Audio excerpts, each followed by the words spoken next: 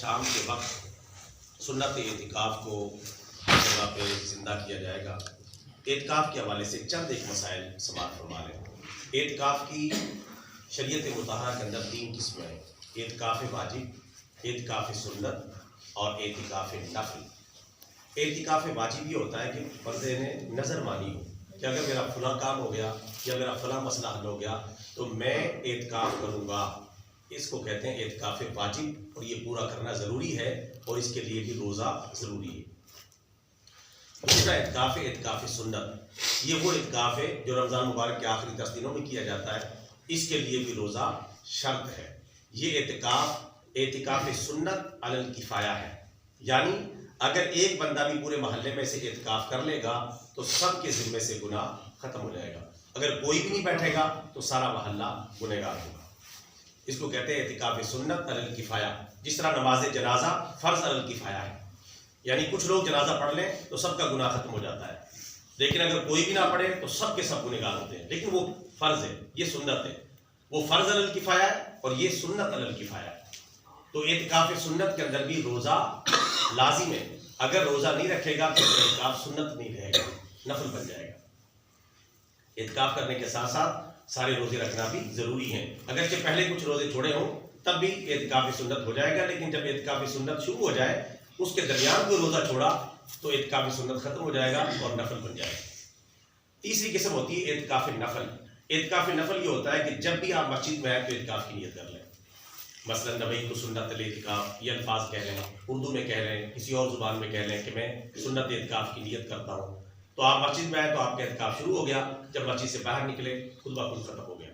اس اعتکاف کا فائدہ یہ ہوتا ہے کہ جب تک آپ مسجد میں بیٹھے ہیں آپ کو نفلی اعتکاف کا ثواب ملتا رہے گا۔ تو یہ مفت کا ثواب ہے۔ جب بھی مسجد میں آئے تو مسجد کی دعا پڑھنے کے بعد مسجد میں داخل ہو جائے، ساتھ ہی اعتکاف کی نیت کر لیں۔ یہ نفلی اعتکاف ہے، آپ کچھ بھی نہیں کر رہے تب بھی آپ کو ثواب مل رہا ہے کیونکہ آپ نے نفلی اعتکاف کی نیت کی ہوئی ہے۔ تو یہ 3 قسمیں: اعتکاف واجب، اعتکاف سنت اور اعتکاف نفل۔ جو آج 20واں روزہ ہے اور 20ویں روزے کی شام کو جو اعتکاف بیٹھا جاتا ہے اس کے حوالے سے میں چند ایک باتیں عرض کروں گا، کیونکہ آج یہ اعتکاف بیٹھا جائے گا۔ تو یہ اعتکاف سنت ہے، اور یہ ایسا اعتکاف ہے کہ پیارے نبی صلی اللہ علیہ وسلم ہر سال اعتکاف فرماتے تھے۔ یعنی جب آپ نے ہجرت کی مدینہ منورہ کے اندر تو ہر سال آپ اعتکاف فرمایا کرتے تھے، اور آپ صلی اللہ علیہ وسلم کی وفات کے بعد امہات المومنین ازواج مطہرات اعتکاف فرماتی تھیں۔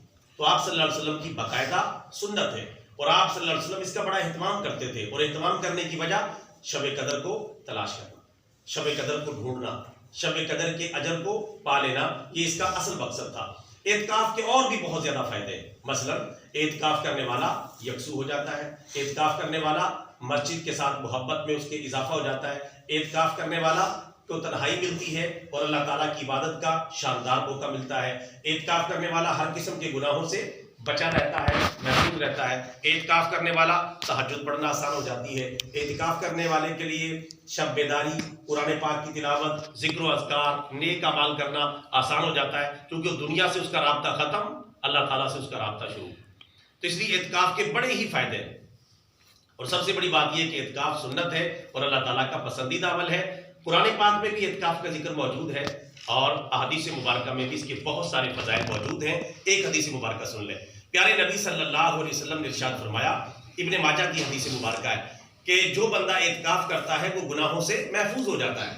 ظاہر ہے جب وہ اعتکاف بیٹھے گا مسجد میں آئے گا تو گناہ تو نہیں کرے گا، وہ اس لیے تو نہیں آیا، تو گناہوں سے محفوظ ہو جاتا ہے۔ ایک تو یہ بچت آ جاتی ہے، اور دوسرا یہ کہ جتنا اس کو یعنی باہر رہ کر وہ نیکیاں کرتا تھا، ان نیکیوں کا ثواب اسے اعتکاف میں بیٹھنے کے بعد خود بخود ہی ملتا رہے گا۔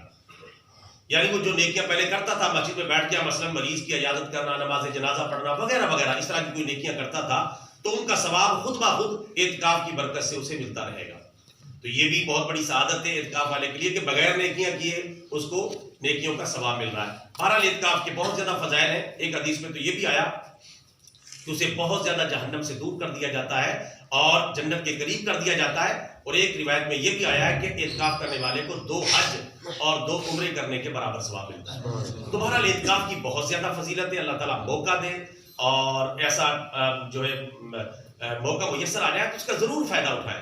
اعتکاف کرنا چاہیے۔ اعتکاف لیکن جو بالکل نابالغ بچے وہ اعتکاف مسجد میں نہ کریں، لیکن جو قریب البلوغ ہیں یا بالغ ہونے کے قریب ہیں وہ اعتکاف کر سکتے ہیں۔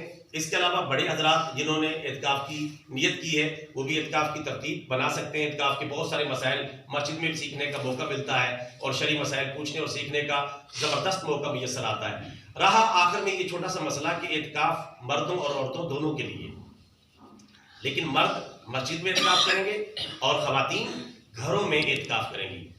رسول پاک صلی اللہ علیہ وسلم کے دور میں خواتین مسجد میں ہی اعتکاف کرتی تھی، چونکہ امن و امان کا زمانہ تھا، ایک بڑا خیر القرون کا زمانہ تھا اور آسانیاں میسر تھیں، تو خواتین کے لیے بھی ایک سائڈ پہ پردے لگ جاتے تھے اور مردوں کے لیے بھی اس طرح کی ترتیب تھی۔ لیکن آج کے دور میں ظاہر ہے کہ جب خواتین فرض نمازیں پڑھنے کے لیے مسجد میں نہیں آتی تو اعتکاف تو سنت ہے، لہٰذا ان کے لیے بہترین طریقہ یہی ہے، چونکہ یہ امن و امان کا زمانہ نہیں ہے، بد نظری، بد نگاہی اور شر کا زمانہ ہے جو جس سے ہم گزر رہے ہیں، تو حضرت عمر رضی اللہ تعالیٰ نے اپنے دور میں عورتوں کے نماز و جماعت پر پابندی لگا دی تھی مسجد میں آنے کے حوالے سے، کیونکہ ظاہر ہے کہ یہ فتنے کا سبب بنتا ہے۔ لیکن کسی مسجد میں اس طرح کا زبردست انظام ہو، اس کا دروازہ الگ ہے، اس کے معاملات الگ ہیں، بالکل علیحدہ سی حساب کتاب ہے، تو آج بھی خواتین مسجد میں نماز پڑھنے کے لیے آ سکتی ہیں۔ جس طرح کی کئی مقامات پر ہم جب حج اور عمرہ کرنے کے لیے جاتے ہیں تو حج عمرے کے دوران ہم وہاں سعودیہ کے اندر ایسی مسجدیں بھی دیکھتے ہیں جہاں خواتین کے لیے بالکل اس طرح کا انتظام موجود ہوتا ہے، ان کا دروازہ الگ ہے، مسجد میں آنے کا جانے کا بالکل باپردہ ماحول ہوتا ہے، تو امام کے ساتھ جماعتوں میں شریک ہوتی ہیں، تو یہ بالکل جائز ہے۔ عیدین کے موقع پر بھی یہی ترتیب ہے، لیکن فی زمانہ ہماری جو عام مسجدیں ان کے اندر یہ ترتیب نہیں ہے، تو ان میں یہ کہ گھروں کے اندر وہ اعتکاف کریں۔ گھروں کے اندر کیسے اعتکاف کریں؟ ایک جگہ کو مخصوص کر لیں جس کو مسجد البیت کہتے ہیں، گھر میں ایک جگہ مخصوص کر لیں کہ یہ جگہ میں نے نماز کے لیے مخصوص کر لی ہے اور اعتکاف کے لیے مخصوص کر لی ہے، اس جگہ پر وہ پردہ لگا کے بیٹھ جائے اور جو ہے وہ اعتکاف بیٹھے۔ انشاءاللہ جتنا مردوں کو مسجد میں اعتکاف کرنے کا ثواب ملے گا، خواتین کو گھروں میں بھی اعتکاف کرنے کا ثواب ملے گا۔ اور اگر کوئی خواتین اس طرح کی مجبوری میں گھر میں کھانا پکانے والا کوئی نہیں لیکن اعتکاف میں بیٹھنا چاہتی ہے تو کھانا پکانے کے لیے اٹھ سکتی ہے، یعنی کھانا پکائے اور فوراً پھر اعتکاف گاہ میں چلی جائے، یعنی فالتو ٹائم جو ہے نہ لگائے، اگر ایسی مجبوری ہو۔ لیکن متبادل ہو تو کیا ہی بات ہے، متبادل ہونا چاہیے کوئی، لیکن متبادل نہ ہو، گھر میں ایک خاتون اعتکاف بیٹھنا چاہتی ہے تو ایسی صورت میں اگر وہ دستی کھانا تیار کرتی ہے اور فوراً پھر اعتکاف گاہ میں آ جاتی ہے تو اس کی بھی گنجائش ہے، لیکن بہتر یہ ہے کہ متبادل انظام ہو تاکہ وہ یکسوئی کے ساتھ اپنا اعتکاف کر سکے۔ یہ تھے اعتکاف کے چند ایک شرعی مسائل۔ اللہ تعالیٰ سے دعا ہے اللہ تعالیٰ ہم سب کو اعتکاف کی سنت پر عمل کرنے کی توفیق عطا فرمائے، اعتکاف کی فضیلت حاصل کرنے کی توفیق عطا فرمائے، آمین ثم آمین۔